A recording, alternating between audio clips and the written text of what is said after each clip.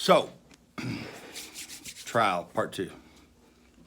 So, when I'm standing there for sentencing, the judge said the jury's suggestion was a 15, a 5, and a 15. You're remanded to the custody of the Sheriff's Department to await DOC transport.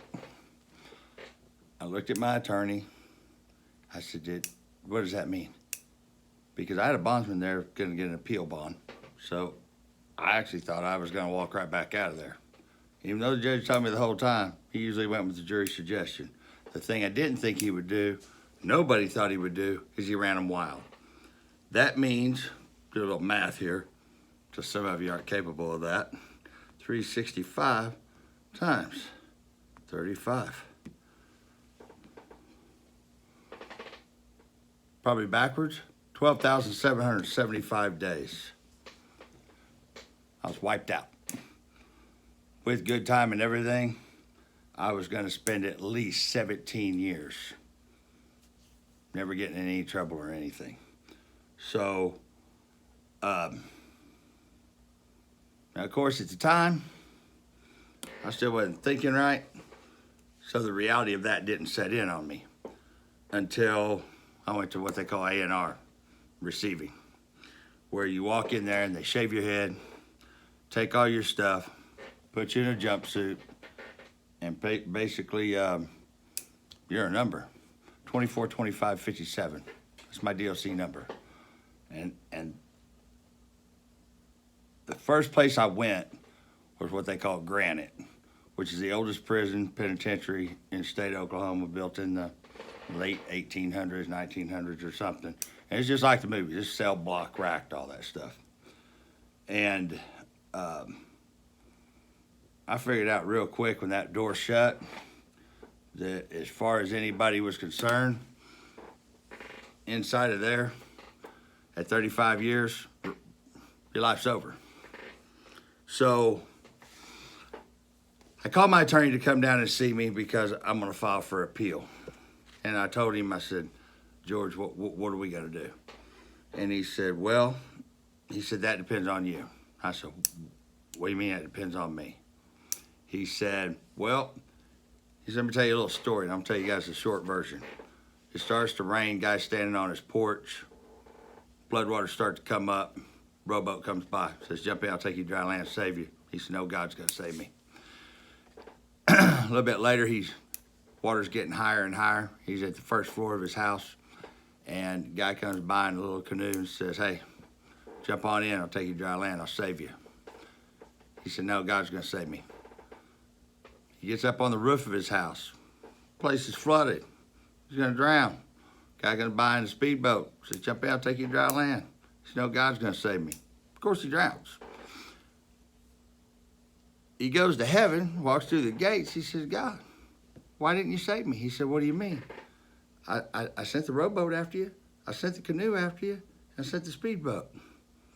The attorney looked at me. He goes, I've done all that, James. He said, so you ready to get in the boat? I said, whatever it takes. Yeah. So we went back on a 120-day review, and the judge I was talking about, Gordon Melson, now I'd been in 120 days. Actually, I filed for a 120-day review. It took about 6-8 months to get it. So when I go back for my 120-day review, in that first 8 months, first thing I did was sign up for the Lifeline drug program. And the judge looks at me, and he brings me before him. Actually, another judge sat in for Gordon Melson that day because, ironically, my attorney was running for judge against the judge that was my judge, and the thing he was pushing was that he was too lenient on people. So the last thing Judge Gordon Melson could do is turn around and give me any reprieve on my 120-day review. And a lot of people stepped up and spoke for me to the judge, too. So the other judge sat in, and he said, basically, they suspended the back 15, which gave me 20 years to do. Still a rack of time. But because I had went in there, and Gordon Melson was there at the courtroom, and when I talked to him later about this after I got out, he said, the change in you in that short amount of time, he said, you realized that screwed up. Oh, I realized way more than that. Because when you're facing 35 years, you got 12,775 days before you're ever going to see freedom again, it changes everything in your life. I had one or two choices. Either make this my life or do whatever I could to get back to my family. At the time, nobody was getting parole in Oklahoma. Even if the parole board gave you parole, the governor never would sign it. So I joined Lifeline. I signed up for the drug program. This is it was a 2-year drug program, which starts at the very bottom, and you have to do meetings and UAs, and it's tough. It's tough. The success rate that graduates that program was like 30-40% because they were on you all day, every day, and you had to do a lot of book work. You had to do your 12 steps. You had to face things inside yourself that you never wanted to face. And I took that drug program, and it changed everything for me. I realized all the hurt, the harm, the people that I'd hurt. Even though I was making a lot of money and I'm helping on my family and I'm taking care of everybody around me, it didn't matter because there's other people, that shit I was making. And by the way, guys, it was methamphetamine, not cocaine. Just so y'all know. Since some of you are not even smart enough to know the difference between the two. I shouldn't say it like that, but some of the comments on the last one just irritated the shit out of me because you didn't wait to hear the rest of the story.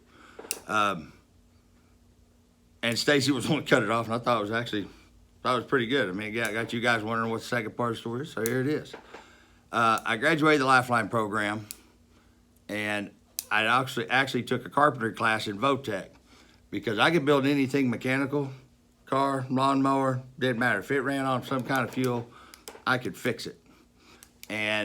But one thing I couldn't do, couldn't nail 2 2x4s together. I put an addition on my house, or on my garage, it was the most raggedy fucking thing you ever seen in your life. I'll find some pictures to post it, scare you half to death. Plus the fact I was on dope. But I took a carpentry class in prison because I didn't want to go back to working on cars. I wanted to change my life all the way and find a new career. And after I graduated from the carpentry class, I actually became a tutor. So we built houses, and that, guys, is where I learned how to learn construction. I didn't know nothing about construction when I went in. So I graduated the Lifeline program. I was in 3 years, graduated the Lifeline program. Very proud of that moment. I did it in 18 months.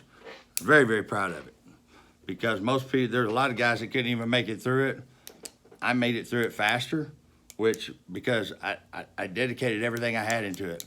All I did was I went to my Lifeline programs, I went to my AANAs, I did all my book work. My job was actually as a tutor at the Votech after I graduated the class. I would go to work, go work out, go to bed every day. So when I graduated that program, that was a big, big moment for me because there was probably, 60 of us, 70 of us in it, and like 15 actually graduated. After I graduated the program, I went before the parole board, and they gave me parole from the 15 to the 5. That was huge, guys. I mean, Gordon Melson takes the back 15 and suspends it. And then I graduate the program, do everything I'm supposed to do, and I was the model prisoner. I stayed to myself. I had friends in there, of course, but I worked out, I went to class, and I went to work. That's what I did every day. When they grant me the parole from the 15 to the 5, the governor signed it. Guys, I'm almost home. 5 years. I can do that on the toilet. Great. And I became a peer counselor at the Lifeline program. So all the guys that were coming in, I'm telling them my story, telling them what got me clean and sober. And here's what got me sober, guys, and I've been sober since 1998. What got me sober is you have to have something what they call a higher power, something that you think about more, that you put above you. And the way I got sober was I told myself the next time I used, I would go to that visiting yard and I would tell my two kids, my daughter and my son, that I no longer loved them.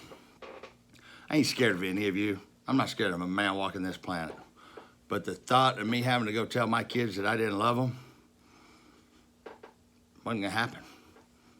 So I got sober. I stayed sober. And just like that, you guys make comments because my mustache is itching my nose, and then you start making cocaine comments and shit. Now you see why I get so testy about that. I've been sober longer than some of you even been alive.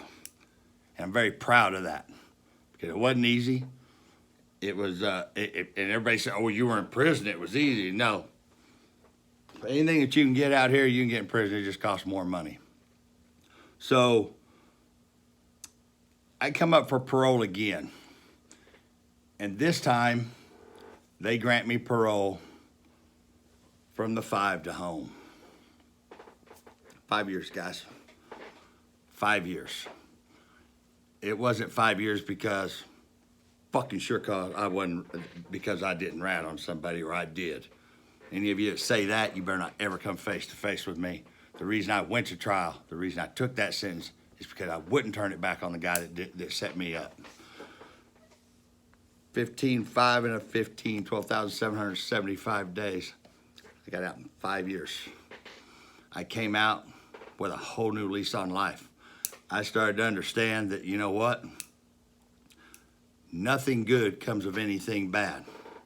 I came out with certificates because I took every program in there. I wanted to come back out and be a better person, be a better father, be a better husband, and be a productive citizen. Not a dope dealer, not a car hustler, none of that. And I went to work for a construction company that actually hired me. My VOTEC instructor actually put a resume out while we were waiting on the governor to sign it. And I had a job before I got out. They kept having to postpone the interview because we were waiting on the governor to sign it. Now the governor signs my parole. Guys, what you don't understand is back at that time, Governor Keating was signing nobody's parole. He signed mine twice. Signed once for a 15 to the 5, and then signed it for me to go home. And I made a promise to that parole board the day I went before him. I said, give me one shot. Give me one chance to be back with my family. Give me one chance to show you guys I won't come back through this revolving door.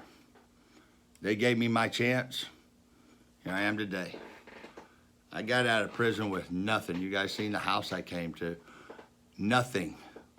But no matter what it took, if I have to work at me, I told my wife at the time, if I have to get a job, if I have to work construction during the day and work at McDonald's at night, I will get us out of this. I will make us a home. I will make you happy. So, guys, there's part 2 of the trial. Now, the next one, I'll tell some of the stories about before I got smart and got off the dope and some of the shit I've done. And then I'm gonna tell you some of the shit that I've done that's changed my life. Prison was the best thing that ever happened to me because I'd been dead right now. I would have never made it another year. I carried a gun for me and one for you because I had absolutely no compulsion about putting a gun on somebody. I had no compulsion about doing stupid shit because I didn't even have a right mind. You guys just don't understand. To be that and to realize when that door locks, you're fucking nothing. Nobody owes you nothing. You're gonna have to work and do right. Changed my life. Prison was the best thing that ever happened to me. And if I could go back today and take that deal and not take this knowledge I have, I'd rather do the 35 years, guys, because it made me the man I am today, and it was the best thing that ever happened.